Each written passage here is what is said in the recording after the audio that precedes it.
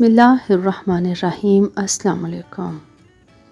اردو بولنے اور پسند کرنے والوں کو جادہ نور پر خوش آمدید۔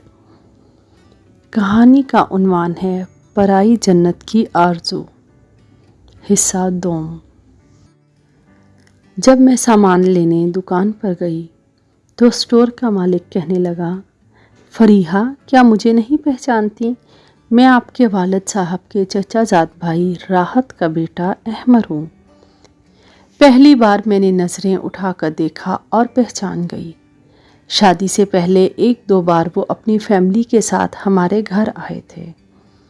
وہ بہت خوبرو انسان تھے۔ وہ شادی شدہ اور بال بچے دار آدمی تھے، خاصے ذمہ دار تھے۔ انہوں نے مجھ کو اہمیت دی، لیکن میرے پاس کسی کے بارے میں غور کرنے کی فرصت نہ تھی۔ اب کبھی کبھی میں ان کے اسٹور پر جاتی۔ جب بچوں نے کچھ خریدنا ہوتا، مجھ کو احمر کی ایک عادت پسند تھی کہ کبھی کوئی فضول بات منہ سے نہ نکالی۔ وہ خوبصورت اور اسمارٹ تھے، مگر نہایت تمیز اور تہذیب کے دائرے میں رہ کر بات کرتے تھے۔ میرے دل میں احمر کا احترام تھا، اس کے سوا کسی اور قسم کے جذبات نہیں تھے۔ بس ایک اچھے انسان اور رشتہ دار ہونے کے طور پر میں ان کی عزت کرتی۔ ایک روز گھر پر جٹھانی اور ان کے بچے آ گئے۔ میں نے زبیدہ کو اسٹور پر بھیجا۔ خاطر مدارت کی چیزیں خریدنی تھیں۔ احمر نے تمام اشیاء دے دیں، مگر بل نہ لیا۔ جب مہمان چلے گئے، میں خود اسٹور پر گئی اور ان کو رقم دینے لگی تو اصرار کے باوجود نہیں لی اور کہا کہ تمہارے مہمان میرے مہمان ہیں، آئندہ آپ اسٹور پر خود مت آیا کریں کہ یہاں ایرے غیرے لوگ ہوتے ہیں، ملازمہ کو بھیجا کریں۔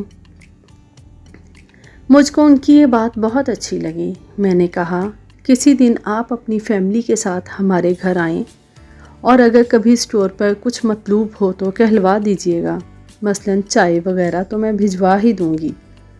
ملازمہ کے ہمراہ اکثر بچے جاتے تو احمد کا رویہ ان کے ساتھ بے حد دوستانہ ہوتا۔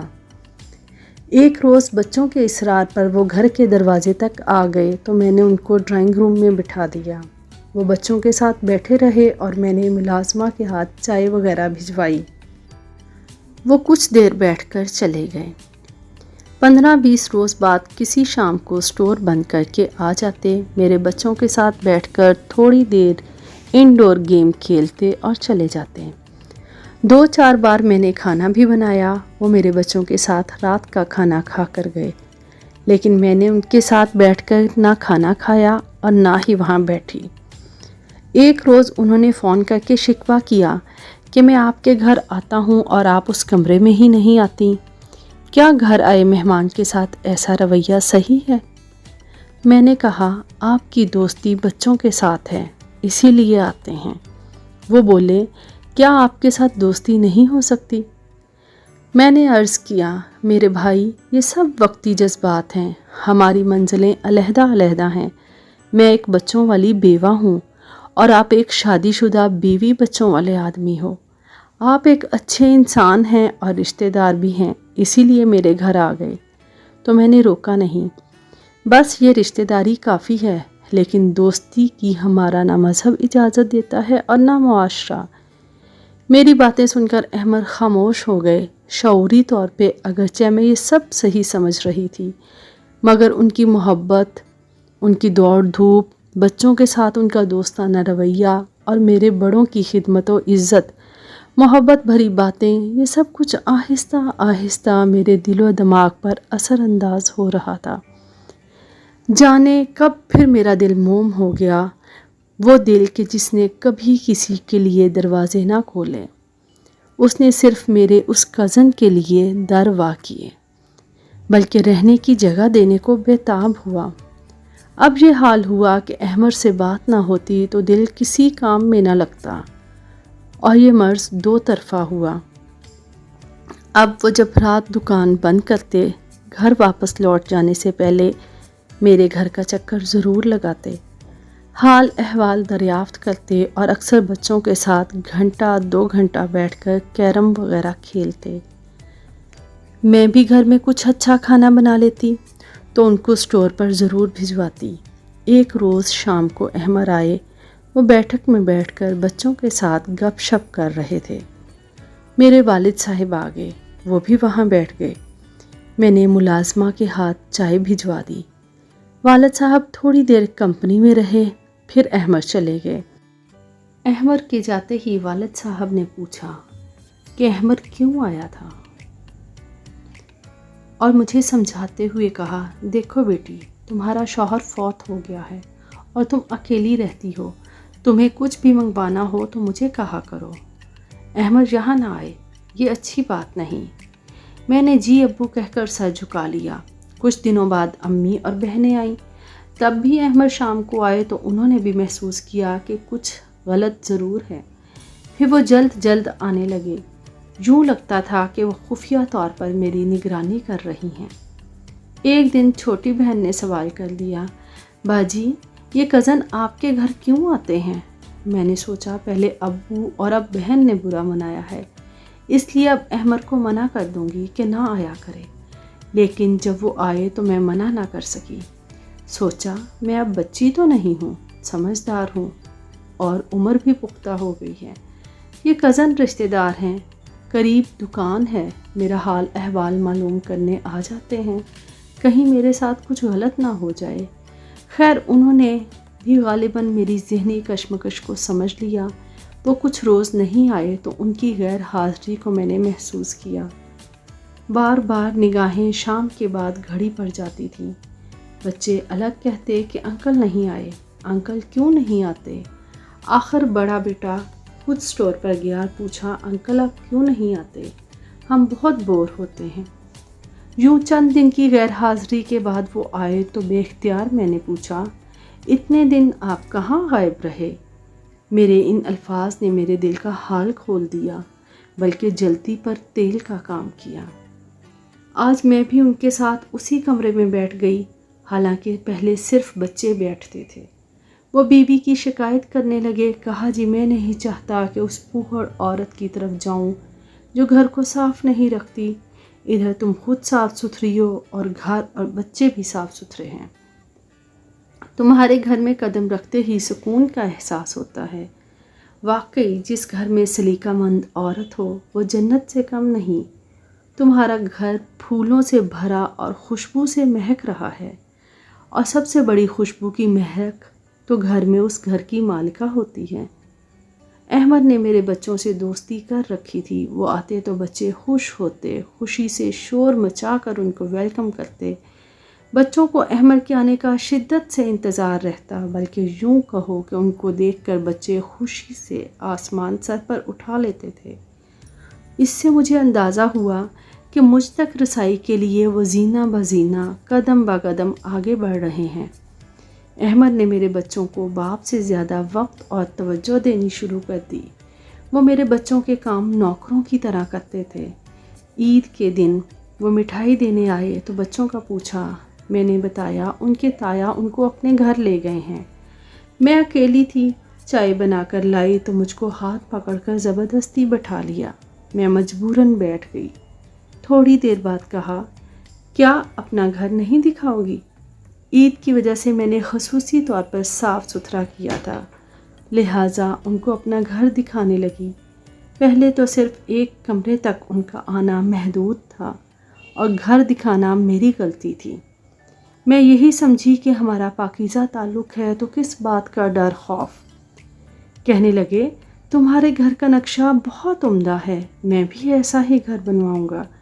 میں آگے آگے چل رہی تھی اور وہ پیچھے پیچھے آ رہے تھے۔ میرے گھر کی سجاوٹ کی تعریف ہر کمرے میں رک کر کر رہے تھے۔ میرے کمرے میں پہنچ کر کہا، یہ تو بہت خوبصورت ہے، جی چاہتا ہے کہ آج میں اس کمرے کا مہمان بن جاؤں۔ میں خاموش رہی۔ اچانک نظر اٹھا کر ان کے چہرے کو دیکھا تو ان کی آنکھوں میں چاہت کی چمک نظر آئی۔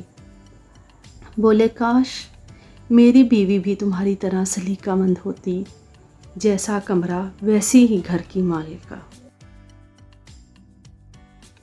اس دن میری زندگی نے ایک نیا موڑ لیا۔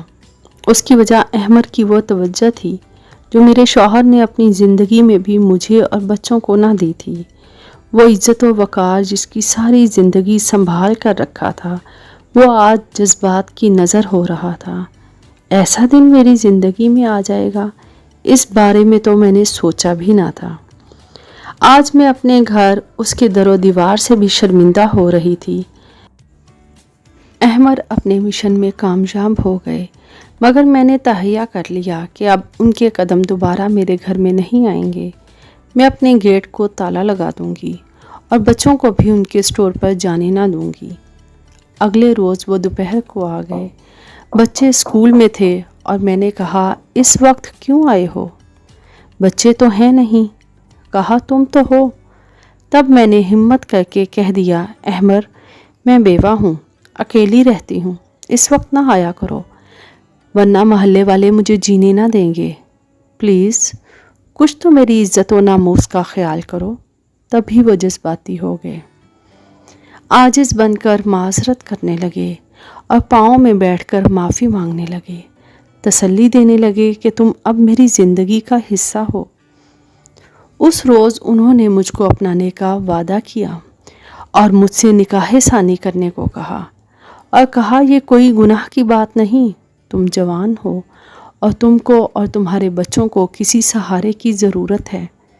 کہنے لگے، بچوں کو اچھا کھلاتا ہوں، بیوی کو لاکھ روپیہ خرچ دیتا ہوں، لیکن بیوی پھر بھی بد زبان اور پھوہڑ ہے، بچوں کو لوفر اور نکما بنا رہی ہے۔ تم میری زندگی میں آ جاؤ تو میری زندگی سنور جائے گی۔ یقین جانو کہ تمہاری چاہت نے مجھے بے اختیار بنا دیا ہے، اور اب میں صرف تمہارے ہی خواب دیکھ رہا ہوں۔ تمہاری اور میری زندگی روشنی اور اندھیرے کی مانند ہیں۔ ایک طرف تمہارے بچے جو باشعور تعلیم حاصل کرنے والے با اخلاق، اور دوسری طرف میرے بچے بگڑے ہوئے، پڑھنے سے جی چرانے والے، کام چور۔ یہ سب میری بیوی کی غلط تربیت کا نتیجہ ہے۔ پھر سوچو کہ آدمی کو کہاں سکون ملتا ہے۔ احمر، تم صرف خواب ہی دیکھتے رہو، کیونکہ 4 بچوں کی بیوہ کا 4 بچوں والے شادی شدہ شخص سے نکاح ثانی ممکن نہیں ہے۔ کیوں ممکن نہیں؟ تمہارے بچوں کو میں نے محبت دی، ان سے دوستی رکھی، اتنی توجہ اور پیار دیا ہے کہ ان کے والد نے بھی نہ دیا ہوگا۔ یہ اب تمہارے بچے نہیں بلکہ میرے بچے ہیں، مجھ سے زیادہ مانوس ہیں۔ تم صرف ہاں کرو۔ یہ میرے لیے مشکل نہیں ہے، تم کو اپنانے سے میرا کنبہ وسیع ہو جائے گا۔ 4 تمہارے بچے اور 4 میرے 8 ہو جائیں گے۔ اور تمہاری بیوی کا کیا بنے گا؟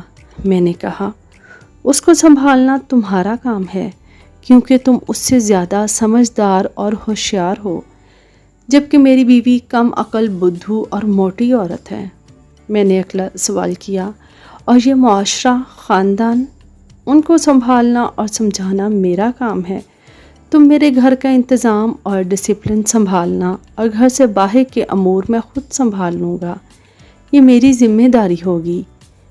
میں نے سمجھایا، احمر، میرا بڑا بیٹا اب کافی سمجھدار ہو چکا ہے، وہ اکثر اپنے تایا کے ساتھ جاتا ہے، اور اس کو خبر ہے کہ اس کے باپ کے عزیز کون لوگ ہیں۔ یہ لوگ مجھے اور تمہیں معاف نہیں کریں گے، میرے بچوں کو خلاف کر کے ان کو مجھ سے چھین لیں گے، اور میں تو جی ہی اپنے بچوں کے لیے رہی ہوں۔ خدا کے لیے جذبات میں نہ بہو، ورنہ ڈوب جاؤ گے۔ میری اور تمہاری بھلائی اسی میں ہے کہ ہم اپنی اپنی زندگی جئیں، اپنے بچوں کے لیے اور خاندان کے لیے۔ اب تم بھی جیو اور آگ سے نہ کھیلو، ورنہ خود بھی جلو گے اور مجھے بھی جلا دو گے۔ آج کے بعد ہمیشہ کے لیے خدا حافظ۔ اب وہ موڑ آ گیا ہے کہ میں ہمیشہ کے لیے تم کو خدا حافظ کہہ دوں، اس میں میری عافیت ہے۔ احمر چلا گیا اور میں نے دروازہ بند کر کے گیٹ کو اس کے سامنے تالا لگا دیا۔ اس کے بعد اس کا فون آیا، میں نے فون نہیں اٹھایا، بچوں کو اسٹور پر جانے سے روک دیا۔ کچھ دن کے لیے جیٹھ کے گھر رہنے چلی گئی، کیونکہ بچوں کی گرمیوں کی چھٹیاں ہو گئی تھیں۔ یوں ایک انجانی آگ میں گرنے سے بال بال بچ گئی۔ میں بیوہ ضرور تھی اور نکاح ثانی کا حق بھی رکھتی تھی، مگر کسی دوسری عورت کا گھر برباد کرنے کا مجھ میں یارانہ تھا۔ کہانی پوری سننے کا بہت شکریہ۔ کمنٹس میں ضرور بتائیے گا آپ کو کیسی لگی۔ نئے آنے والے دوست چینل کو سبسکرائب کر لیں اور بیل کے بٹن کو آن کر دیں تاکہ آئندہ آنے والی تمام ویڈیوز کی نوٹیفیکیشن آپ کو ملتے رہیں۔